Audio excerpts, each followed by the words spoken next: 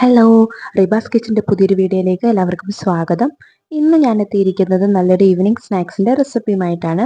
Beef cutlet ഉള്ളിൽ നല്ല സോഫ്റ്റും പുറത്ത് നല്ല ക്രിസ്പി ആയിട്ടുള്ള ഒരു അടിപൊളി ബീഫ് കട്ട്ലേറ്റ് എങ്ങനെ തയ്യാറാക്കുന്നതെന്ന് കണ്ടു നോക്കിയാലോ.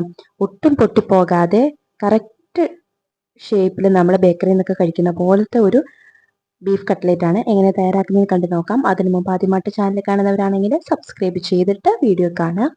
അപ്പോൾ നമുക്ക് എങ്ങനെയാണ് ഈ ബീഫ് കട്ട്ലേറ്റ് തയ്യാറാക്കുന്നതെന്ന് കണ്ടാലോ. ഇതിനായിട്ട് ഞാനൊരു മീഡിയം സൈസിലുള്ള 2 ഉരുളക്കിഴങ്ങ് എടുത്തിട്ടുണ്ട്. ഇനി നമുക്കിത് കുക്കറിലിട്ടൊന്ന് വേവിച്ചെടുക്കണം. അതിൻ്റെ കൂടെ തന്നെ കുറച്ച് ബീഫ് കഴുകി വൃത്തിയാക്കി അതിലേക്ക് ഒരു സ്പൂണ് ബീഫ് മസാല ചേർത്ത് കൊടുക്കാം. ആവശ്യത്തിനുള്ള ഉപ്പും കൂടി ചേർത്ത് കൊടുത്ത് കുറച്ച് വെള്ളവും കൂടി ഒഴിച്ച് നമുക്ക് കുക്കറിലിട്ട് നന്നായിട്ടൊന്ന് വേവിച്ചെടുക്കണം. അപ്പോൾ ഇതിന് വളരെ കുറഞ്ഞ അളവിൽ ബീഫ് മതി. ഇനി നമുക്ക് ചെറിയൊരു കഷ്ണം ഇഞ്ചിയും ഒരു പച്ചമുളകും 2-3 അല്ലി വെളുത്തുള്ളിയും കൂടി ഒന്ന് ചതച്ച് മാറ്റി വെക്കാം.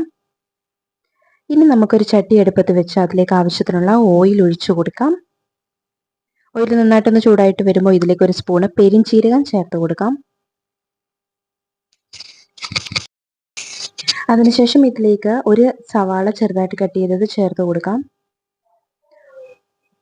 ഒപ്പം ഒരു 2 തണ്ട് കറിവേപ്പില അതും ചെറുതായിട്ടൊന്ന് അരിഞ്ഞത് ചേർത്ത് കൊടുക്കാം. നന്നായിട്ടൊന്ന് വഴറ്റിയെടുക്കണം. അപ്പോൾ നമ്മുടെ ബീഫെല്ലാം നന്നായിട്ടൊന്ന് വെന്ത് വറ്റി വന്നിട്ടുണ്ട്. ഇനി ഇത് ചൂടാറാൻ മാറ്റി വയ്ക്കാം. ഇനി നമ്മൾ നേരത്തെ ചതച്ച് വെച്ചിരിക്കുന്ന ഇഞ്ചി പച്ചമുളക് വെളുത്തുള്ളി എന്ന പേസ്റ്റ് ഇതിലേക്ക് ചേർത്ത് കൊടുക്കാം. അപ്പോൾ പച്ചമുളക് ഇഞ്ചി വെളുത്തുള്ളിൻ്റെ കൂടെയിട്ട് ചതച്ചെടുക്കുമ്പോൾ കുട്ടികളൊക്കെ ആണെങ്കിൽ കഴിക്കുന്നെങ്കിൽ കടിക്കത്തില്ല, അല്ലെങ്കിൽ ചിലപ്പോൾ പെട്ടെന്ന് മുളകൊക്കെ കടിച്ചു എന്ന് വരും. ഇനി ഇതിലേക്ക് ചെറുതായിട്ട് അരിഞ്ഞ മല്ലിയിലയും കൂടി ചേർത്ത് കൊടുക്കാം. ഇത് നന്നായിട്ടൊന്ന് വഴറ്റിയെടുക്കണം. ഏകദേശം നന്നായിട്ടൊന്ന് വഴന്ന് വന്നിട്ടുണ്ട്. ഇനി ഇതിലേക്ക് ആവശ്യത്തിനുള്ള പൊടികൾ ചേർത്ത് കൊടുക്കാവുന്നതാണ്. ഞാൻ ഏകദേശം ഒരു 1/2 സ്പൂണ് മുളക് പൊടിയാണ് ചേർത്ത് കൊടുക്കുന്നത്. നിങ്ങൾക്ക് കുരുമുളക് പൊടി വേണമെങ്കിൽ ചേർത്ത് കൊടുക്കാം. ഒപ്പം ഒരു 1/4 സ്പൂണ് മഞ്ഞൾപ്പൊടി, അതിൻ്റെ കൂടെ ഒരു സ്പൂണോളം ബീഫ് മസാല, ഇത്രയും ചേർത്ത് കൊടുത്ത് നമുക്ക് നന്നായിട്ടൊന്ന് മസാലേൻ്റെ പച്ച സ്മെല്ല് പോയി വരുന്നവരെ ഒന്ന് വഴറ്റി കൊടുക്കാം.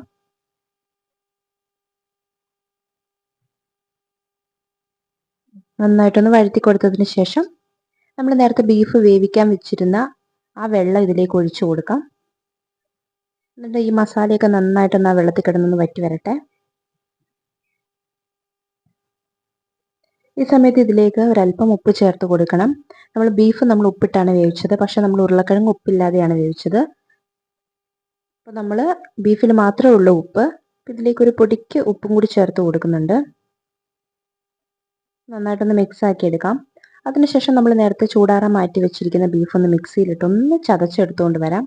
ഈ ഒരു പരുവത്തിലൊന്ന് നന്നായിട്ടൊന്ന് ചതച്ചെടുത്ത് ഇതിലേക്ക് ചേർത്ത് കൊടുക്കാം. നമുക്കിനി നന്നായിട്ട് ഇതൊന്ന് ഇളക്കി കൊടുക്കണം. നന്നായിട്ട് ഈ മസാലയൊക്കെ ആയിട്ടൊന്ന് മിക്സ് ആയിട്ട് വരുന്നത് വരെ നന്നായിട്ടൊന്ന് വഴറ്റി കൊടുക്കാം. അപ്പോൾ നിങ്ങളിത് ഒത്തിരി ദിവസത്തേക്ക് കേടുകൂടാതെ ഫ്രിഡ്ജിൽ സൂക്ഷിക്കാനൊക്കെ ആണെങ്കിൽ നന്നായിട്ട് ഈ ബീഫ് നന്നായിട്ടൊന്ന് ഉണക്കിയെടുക്കുക. ഇതേപോലെ ഇളക്കി ഇളക്കി നന്നായിട്ടൊന്ന് മൊരിച്ചെടുത്താൽ പെട്ടെന്നൊന്നും കേടായി പോകത്തില്ല. ഇതുപോലെ നന്നായിട്ട് മസാലയെല്ലാം പിടിച്ച് നന്നായിട്ടൊന്ന് മിക്സായി വന്നിട്ടുണ്ട്. ഏകദേശം ഒന്ന് മുരിഞ്ഞ് വന്നിട്ടുണ്ട്. ഇനി നമ്മൾ നേരത്തെ വേവിക്കാൻ മാറ്റി വെച്ചിരുന്ന ഉരുളക്കിഴങ്ങ് ഇതിലേക്ക് ചേർത്ത് കൊടുക്കാവുന്നതാണ്. നന്നായിട്ടൊന്ന് ഉടച്ച് ഇതിലേക്ക് ചേർത്ത് കൊടുക്കാം.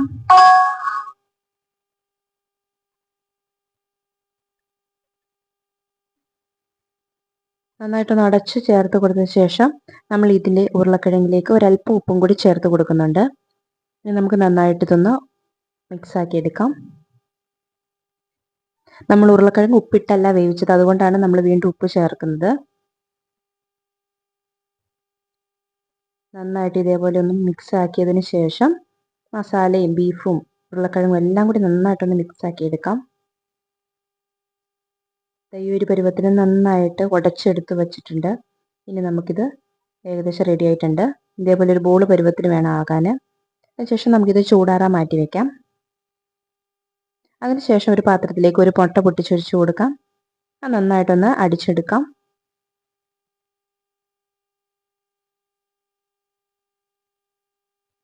ഇനി നമ്മുടെ കട്ട്ലേറ്റിൻ്റെ മെയിൻ ഐറ്റമായ ബ്രെഡ് ക്രംസ് ആണ് വേണ്ടത്. ഇതും നമുക്കെടുത്ത് മാറ്റി വയ്ക്കാം. ഇനി നമ്മൾ ഇതേപോലെ നമ്മുടെ ബീഫും ഉരുളക്കിഴങ്ങും ഇതേപോലെ ബോളാക്കി ചെറുതായിട്ടൊന്ന് പ്രസ് ചെയ്ത് കൊടുത്തതിന് ശേഷം നമ്മുടെ മുട്ടയിലേക്ക് ഇട്ട് കൊടുത്ത് തിരിച്ചു മറിച്ചൊന്ന് കോട്ട് ചെയ്തതിന് ശേഷം നമ്മൾ ബ്രെഡ് ക്രംസിൽ നന്നായിട്ടൊന്ന് കവർ ചെയ്തെടുക്കാവുന്നതാണ്.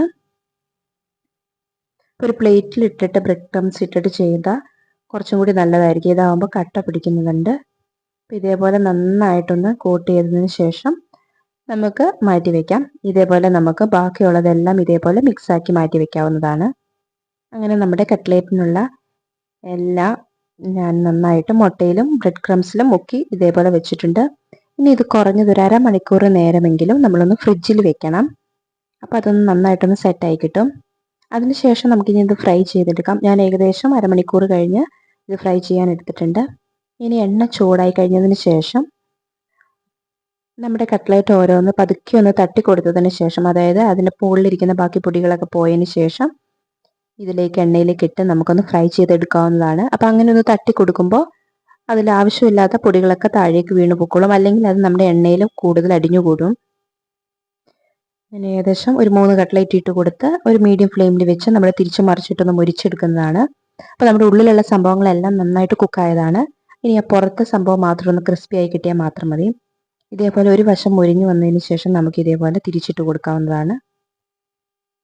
തീ ഒത്തിരി ഹൈ ഫ്ലെയിമിൽ വെച്ച് കരിഞ്ഞു പോകാതെ പ്രത്യേകം ശ്രദ്ധിക്കുക.